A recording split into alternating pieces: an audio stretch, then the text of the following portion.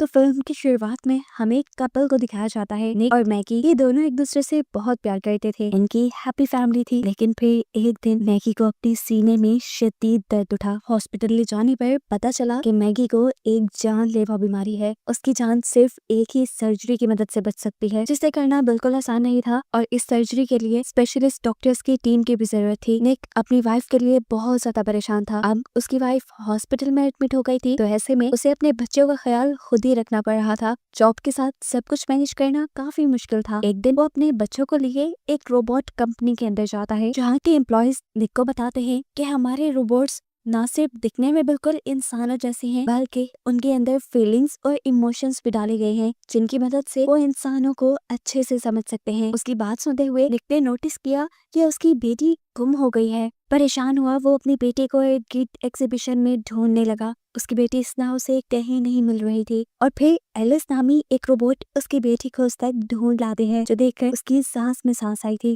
Robot company का employ जो निक की बेटी को निक के साथ ढूंढ रहा था, वो निक को बताता है कि एलिस बहुत अच्छी रोबोट है, उसे बच्चों का ख्याल बहुत अच्छे से रखना आता है। और ये तो उसने देख भी लिया था। यहाँ तक कि इसला को भी एलिस बहुत पसंद आई थी। वो अपने डैड से इस रोबोट को खरीदने को कहती है। हालांकि निक इसके बारे में ज्यादा नहीं जानता था, लेकिन इसला के बहुत ज्यादा जिद करने पर निक इस रोबोट को खरीद देता है और अपने घर ले आता है। घर लाने के बाद निक एलिस को इन रोबोट को अपने घर का सारा काम समझाता है और फिर अपने बच्चों के साथ शॉपिंग के लिए चला जाता है। शाम में जब वो घर वापस आए तो निक ये देखकर हैरान था कि एलिस ने न सिर्फ घर की सारी सफाई कर दी थी, बल्कि घर की हर चीज अब जगह पर थी और साथ ही एलिस ने उन लोगों के लिए खाना भी बना दिया था। वो बात अलग थी कि इसला को एलिस का बनाया खाना पसंद नहीं आया था, क्योंकि वो अपने मॉम के हाथ का खाना पसंद करती थी। फिर रात में दिखाया जाता है कि एलिस ने जिस टाइम अपने आप को चार्जिंग पर लगाया हुआ था, तभी इसला चुपके से किचन में जाकर एक चेयर पे चढ़कर कुकीज लेने की कोशिश करती है। कुकीज लेते हुए एकदम से उसका पाँव फिसल जाता है और वो जोर से चिल्लाती है। उसके चिल्लाने की आवाज निक भी सुनकर फौरन बाहर आता है तो देखता है कि एलिस ने उसे गिरने से पहले ही कैच कर लिया था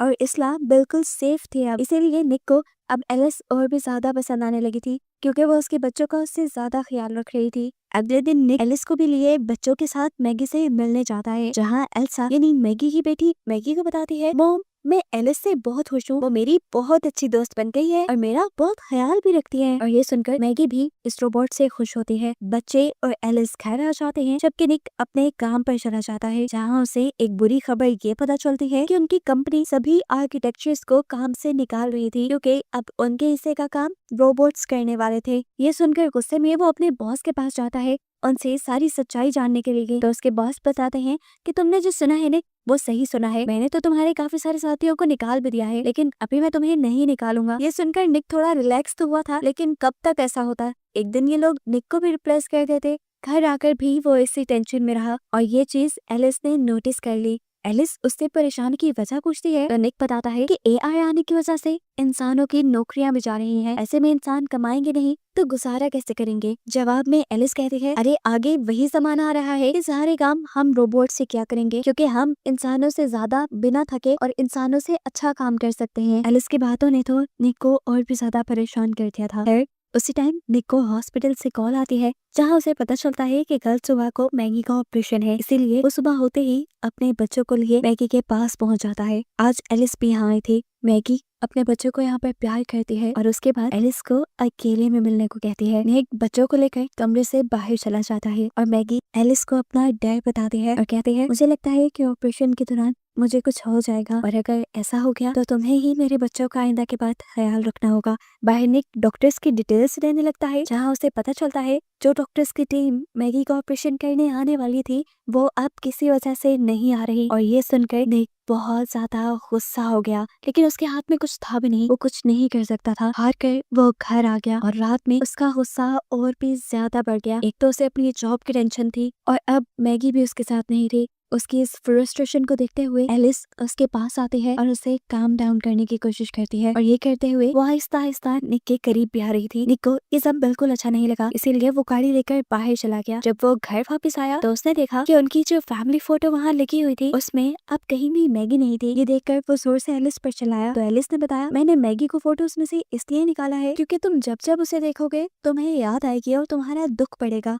लेकिन निक को ये सब पसंद नहीं आया था। निक एलिस से कहता है फौरन से पहले मैगी की फोटोज इसमें वापस करो। ये कहकर वो दोबारा घर से चला गया। आज वो सारे दोस्तों के साथ बैठा हुआ था। इनमें से बहुत से लोगों की जॉब चली गई थी और बहुत से लोगों की जॉब डेंजर में थी। सभी इसी के दुख में बैठे हुए थे। ये तभी निक का एक दोस्त इन सबको अपने साथ चलने को कहता है और इन्हें लेकर जाता है उसी साइट पे जहाँ ये लोग आजकल काम कर रहे थे। निक का पासवर्ड यूज करते हुए ये लोग एक कंटेनर खोलते हैं और उसमें से एक रोबोट को बाहर निकाल कर निक का दोस्त उस रोबोट को डिस्ट्रॉय कर देता है। ऐसा करके वो अपनी नौकरी का बदला लेना चाह रहा था। खैर इसके बाद ये सब लोग यहाँ से चले जाते हैं। निक भी अपने घर आ जाता है और रात में जब वो नहा रहा था तो तब उसके पास दोबारा एलिस आई उसे टॉवल देने के लिए। नहाते हुए ही वो अब निक की आंखों पे पट्टी बांध देती है और उसके काफी करीब भी चली जाती है। सुबह होने पर निक को बहुत ही बुरा लग रहा था क्योंकि रात जो कुछ भी हुआ वो ठीक नहीं हुआ था। इसीलिए वो एलिस से माफी भी मांगता है, लेकिन एलिस कहते हैं कोई बात नहीं, तुम्हारा और तुम्हारे बच्चों का ख्याल रखना मेरी ड्यूटी है।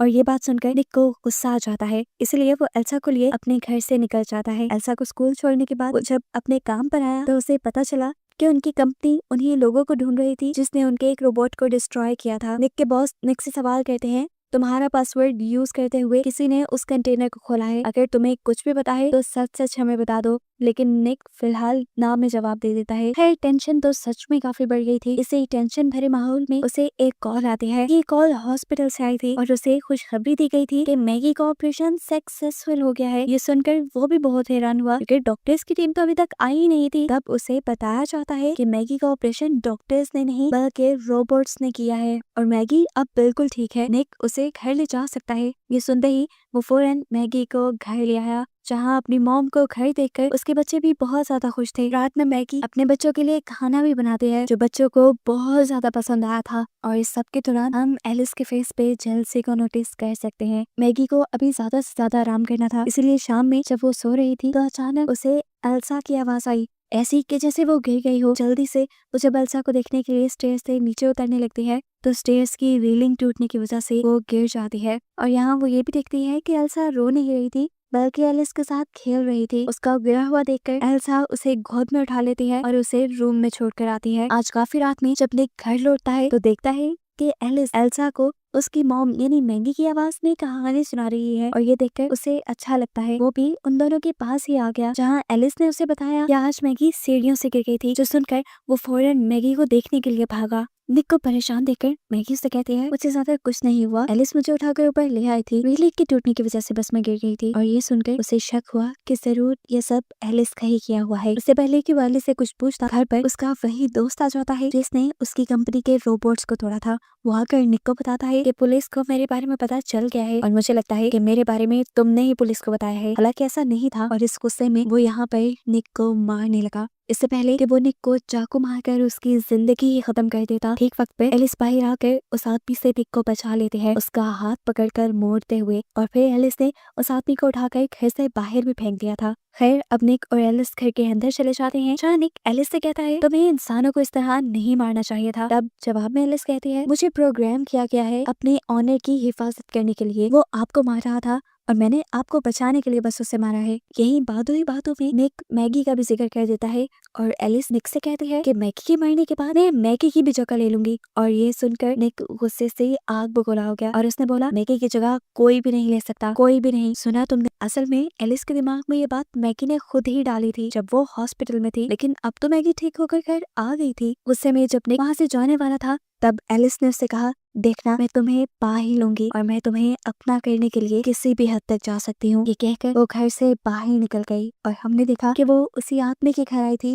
जिसने अभी निक के ऊपर हमला किया था। एलिस इस आदमी से कहती है तुम्हें निक पर हाथ नहीं उठाना चाहिए था, तुम जानते हो इसका अंजाम बहुत बुरा हो सकता है। उसकी धमकी सुनकर इस आदमी को भी गुस्सा आ जाता है और वो अपनी गन निकाल लेता है, लेकिन वो नहीं जानता था कि सामने उससे ज्यादा ताकतवर रोबोट है जो उसका हाथ पकड़ के उसके गन वाले हाथ को ऊपर कर देती है। उसके बाद एलिस ने उससे गन छीनकर उसी के ऊपर तान दी। इससे पहले कि वो इस आदमी को मार देती, इस आदमी की भी रोबोट आकर एलिस से इस आदमी को बचाने की कोशिश तो करती है लेकिन नाकाम रह जाती है क्योंकि बिना वक्त जाए किए एलिस ने पहले इस रोबोट को शूट किया और फिर इस आदमी को शूट करके मार डाला। यहाँ हम अगली सुबह देखते हैं कि निक अपने बॉस के पास आया था ये रिक्वेस्ट करने के लिए कि उसके दोस्त ने गलती तो की है लेकिन अगर उसे माफ कर दिया जाए पुलिस में अरेस्ट करवाने के बजाय तो ज्यादा अच्छा होगा। लेकिन एक शॉक की खबर उसे अपने बॉस से ये पता चली कि रात ही उसके दोस्त का मर्डर हो गया है। और ये सुनते ही वो समझ गया कि ये काम जरूर एलिस का ही है। घर पर हम देखते हैं कि एलिस मैगी के वॉशरूम में आ गई, जहाँ मैगी नहा रही थी। वो आजकल मैगी से जेलस होने लगी थी क्योंकि एलिस के अंदर निक के लिए फीलिंग्स पैदा होने लग गई थी। वो यहाँ मैगी को चुराने के लिए उसे कहती है कि तुम्हारा हस्बैंड निक मेरे पास आ चुका है और मैं तुम्हें उससे ज्यादा खुश रख सकती हूँ। ये सुनकर मैगी को भी गुस्सा आ गया और मैगी उस पर चिल्लाने लगी। तब एलिस जवाब में कहती है, चिल्लाओ मत, चाहो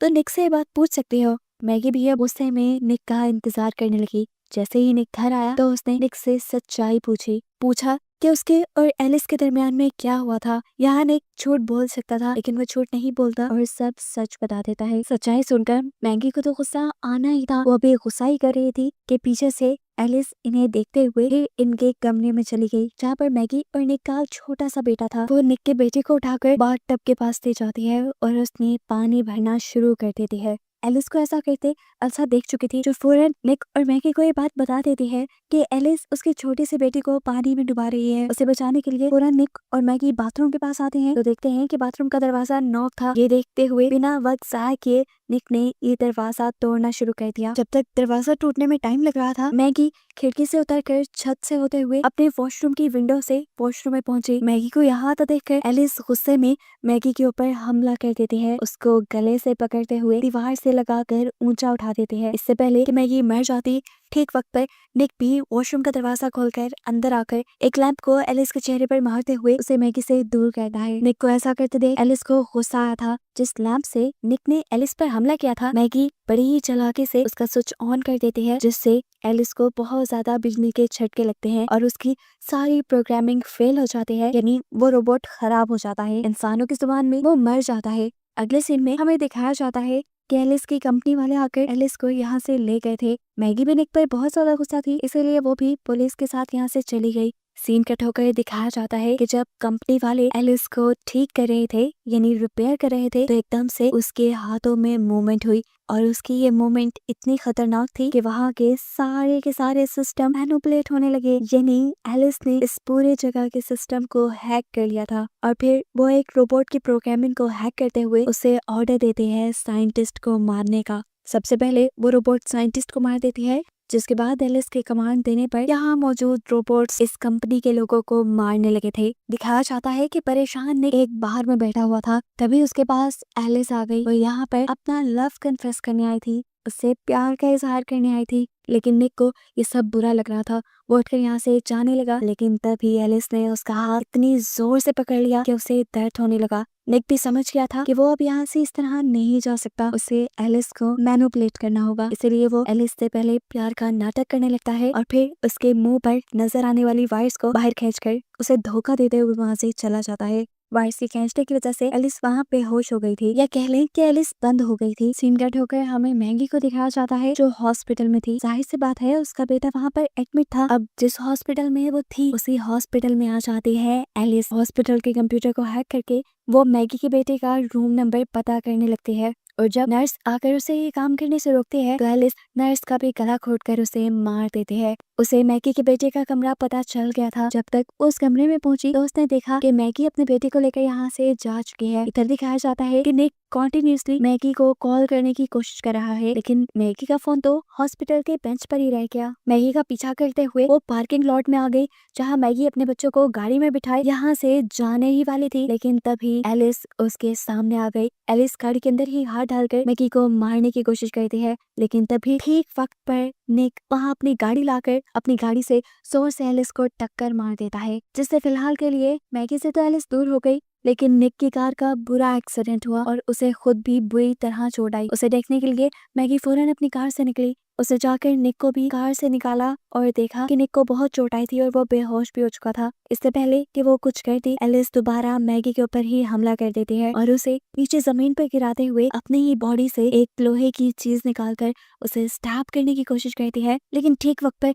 निक उसके इस हमले को नाकाम बना देता है, उसे वहां से दूर फेंकते हुए। उसने एलिस को इतनी जोर से दूर फेंका था कि एलिस इस टाइम टूट गई थी और फाइनली इन लोगों की जान उससे छूट गई। निक को अब हॉस्पिटल में एडमिट कर लिया गया था, जहाँ पर हम देखते हैं कि मैगी और बच्चों के साथ वो बहुत खुश था क्योंकि मैगी ने उसे माफ कर दिया था और इन लोगों की अब पहले की तरह ही हैप्पी फैमिली हो गई थी। अब फिल्म के पोस्ट क्रेडिट सीन में हमें एलिस को उसकी कंपनी में लेटा हुआ दिखाया जाता है। एकदम से कंपनी वाले लोग नोटिस करते हैं कि उनके कंप्यूटर्स खुद ब खुद चल रहे हैं, यानी किसी ने उन्हें हैक कर लिया है। उनका सिस्टम खराब हो रहा था और ऐसे सिस्टम के खराब होने की वजह से बहुत से गलत सिग्नल्स रोबोट्स तक चले गए और ऐसा ही एक सिग्नल एलिस के पास भी जाता है और एलिस की आंखें खुल जाती हैं। अब क्या होने वाला था आगे, इसी मिस्टीरियस एंडिंग के साथ ये कहानी यहीं पर खत्म हो जाती है।